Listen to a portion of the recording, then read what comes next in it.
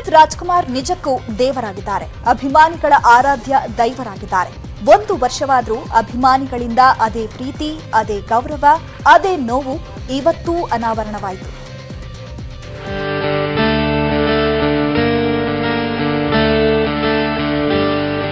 Power star Puneeth Rajkumar ಇನ್ನಿಲ್ಲ ಅನ್ನೋ ಬರಸಿಡಿಲು ಬಡಿದು ಇವತ್ತಿಗೆ 1 ವರ್ಷ. 1 ವರ್ಷದ ಹಿಂದೆ ಅಪ್ಪು ಅಂತಿಮ ದರ್ಶನಕ್ಕೆ ಹೇಗೆ ಅಭಿಮಾನಿ ದೇವರುಗಳು ಸೇರಿದ್ರೋ ಅದೇ ಅಭಿಮಾನ, ಅದೇ ಜನ, ಅದೇ ಪ್ರೀತಿ ಹೊತ್ತು ಇವತ್ತು ಸಮಾಧಿ ಬಳಿ ಜಮಾಯಿಸಿದ್ರು.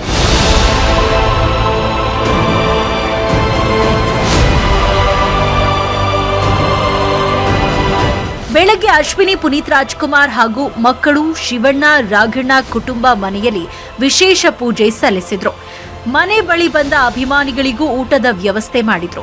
ಬೆಳಗ್ಗೆ ಅಪ್ಪು ಸಮಾಧಿ ಬಳಿ ಬಂದ ದೊಡ್ಡಮನೆ ಕುಟುಂಬ ವಿಶೇಷ ಪೂಜೆ ಸಲ್ಲಿಸಿದ್ರು. ನಿಮ್ಮ ಕನಸಿನ ಬಿಸ್ನೆಸ್ ಶುರು ಮಾಡೋದಕ್ಕೆ ಯಾವ ಬ್ಯಾಂಕು ಬಿಸ್ನೆಸ್ ಲೋನ್ ಕೊಡ್ತಿಲ್ವಾ? ಬಿಸ್ನೆಸ್ ಲೋನ್ ಪಡ್ಕೊಳ್ಳುವ ಸೀಕ್ರೆಟ್ಸ್ ಗೊತ್ತಾಗಬೇಕಾ?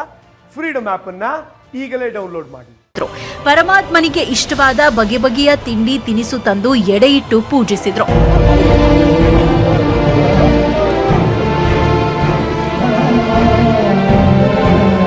ಪುನೀತ್ ಸಮಾಧಿಗೆ ಅಶ್ವಿನಿ ಪುನೀತ್ ರಾಜ್ಕುಮಾರ್ ಪೂಜೆ ಸಲ್ಲಿಸಿದ ಬಳಿಕ ಪರಮಾತ್ಮನ ಫೋಟೋ ನೋಡಿ ಭಾವುಕರಾಗಿ ಕಣ್ಣೀರ್ ಹಾಕಿದ್ರು.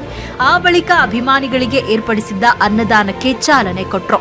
ಶಿವಣ್ಣ, ರಾಘಣ್ಣ ಅಪ್ಪು ಗಾನ ನಮನ ಕಾರ್ಯಕ್ರಮದಲ್ಲಿ ಭಾಗಿಯಾಗಿ ತಮ್ಮನ ನೆನಪಲ್ಲಿ ಹಾಡು ಹಾಡಿದ್ರು.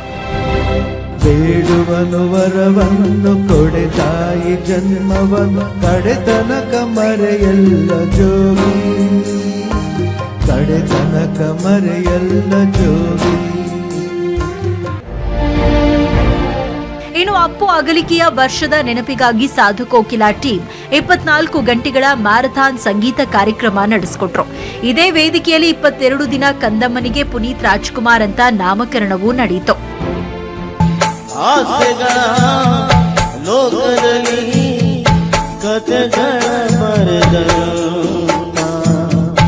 ಜೀವನದ ಪುಟಗಳಲ್ಲಿ ವ್ಯಥೆಗಳು ಬೆರೆತಂತ ಬದುಕೆ ಒಂದು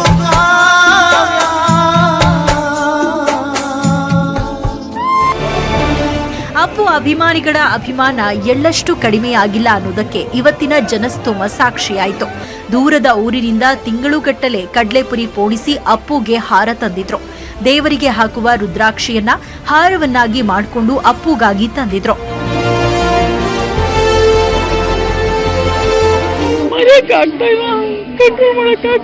ನಾನು ಸಾಯೋವರೆಗೂ ಇದ್ರೆ ನಾನು ಮಾಡ್ತೀನಿ. ನಾನು ಇವಾಗ ಮಾತು ಹೇಳ್ತೀನಿ. ನಾನು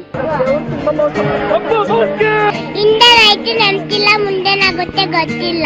ಅಭಿಮಾನ ಅಂದ್ರೆ ಬಹಳ ತುಂಬಾ ಅಭಿಮಾನ, ತುಂಬಾ ಇಷ್ಟ. ಇದನ್ನ ತರ್ಲಿಕ್ಕೆ ಏನಪ್ಪಾ ಕಾರಣ ಅಂದ್ರೆ ಸರ್, ನಾನು ಅವ್ರಿಗೆ ಮಾತು ಕೊಟ್ಟಿದ್ದೆ ಸರ್. ಲಕ್ಷಾಂತರ ಅಭಿಮಾನಿಗಳ ಅಭಿಮಾನಕ್ಕೆ ಪುನೀತ್ ಪತ್ನಿ ಶರಣು ಶರಣಾರ್ಥಿ ಅಂದ್ರು, ಕಣ್ಣೀರಿಟ್ರು. ಕೊನೆಗೆ ನೆನಪಿನ ಸಾಗರದಲ್ಲಿ 1 ವರ್ಷ ಎಂಬ ಶೀರ್ಷಿಕೆಯಲ್ಲಿ ಪತ್ರ ಬರೆದ ಅಶ್ವಿನಿ, ಅಪ್ಪು ಮೇಲೆ ಇರುವ ಪ್ರೀತಿ ಮತ್ತು ಗೌರವದಿಂದ ಸದಾಕಾಲ ಅವರನ್ನ ಜೀವಂತವಾಗಿರಿಸಿದ್ದಕ್ಕೆ ನನ್ನ ನಮನಗಳು ಅಂತ ಟ್ವೀಟ್ ಮಾಡಿದ್ರು. Bureau report, news 18 Kannada.